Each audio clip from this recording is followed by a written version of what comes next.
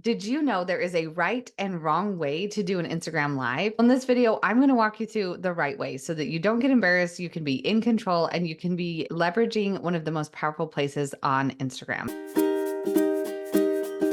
My name is Michelle Gifford. I'm a brand marketing strategist. I help you grow your business on Instagram and beyond. And this is another 2-minute tutorial where I'm going to walk you through how you can develop an Instagram live strategy that is going to make it so much easier for you and so much more effective. I don't know if you've been on an Instagram live where the person doing the live was super awkward. You knew they felt nervous and they didn't know what to say. I don't want that for you because Instagram lives can be so beneficial to your business because when you use them, it's a really good way to connect with your audience. You're interacting live, they're showing up for you. They can ask questions. You can respond with real-time feedback. And I love that. I love that energy and I love that connection. But I also know that it can be really scary to do. So I want to give you an outline that is going to take all of the scariness out and it's going to help you get out there. So let's do it. Before you start a live, I want you to get a notebook out and you are going to write a simple outline. And I'm going to tell you what's in that outline. The first thing you'll do is start with a 15-second introduction. That introduction is not going to be for the people who are joining you live, but it's actually for the people who are going to be watching the replay. Have you ever seen someone's replay in your feed and they just stare at the camera? I don't want that to be you. You have that 15 seconds where no one is actually on your live yet. Instagram is notifying people that you're going live, and you want to use that 15 seconds to hook the replay viewers in to watch. So in that 15 seconds, introduce yourself and introduce the topic that you're going to be talking about and why they should care. It's simple as that. And then the next step on your outline is when people start joining, you are going to ask a simple question the people who are joining can answer quickly. I've asked people about the weather. I've asked people where they're from. I've asked people where they're struggling with Instagram. Just some simple questions, because when you get people engaged from the get-go, then Instagram realizes that this is an engaging piece of content. People are sticking around and typing stuff back to you. And so it'll start pushing your live out to more people. And we want that. We want that initial engagement boost because it's good for everyone. It's good for the viewer. It gives them something to do while people are joining and before you get started, and Instagram loves it. So once we have people in, we've introduced, then we're going to tell people what we're going to be talking about. In your script, like I do a script right here, I just write down the bullet point list of what I want to say. It is very easy with people sending questions in and responding to get off track. And we don't want that to happen. Stay on track and as simple as possible, because the more brief we are and the more concise and value packed, the more likely people are going to stay on our live longer. On my notes, I have my 3 things that I'm going to talk about so that when someone asks this random question, I can look at my page and I know exactly where we're going to stay on. Speaking of random questions, you're going to get them. So what do you do? I always lead people to the question box and make sure that they ask the questions in the question box, and then I can refer to the question box at the very end. I will allot maybe 5 minutes to answer those questions, and then I simply end, say thank you, and get off. Don't linger. So now you have a very tight live, very concise, it's very value packed, and you've connected with your audience because you've created this intentional live. Publish it to your feed, and people are more likely to watch and to engage on your feed for the replay. Now, I want you to try this. I want you to try a live. They're actually a lot of fun and less scary than you think, especially when you do these steps to build an intentional live ahead of time, like I just showed you. All right, if you have other questions, leave them below. Make sure you're subscribed, and we'll see you next time.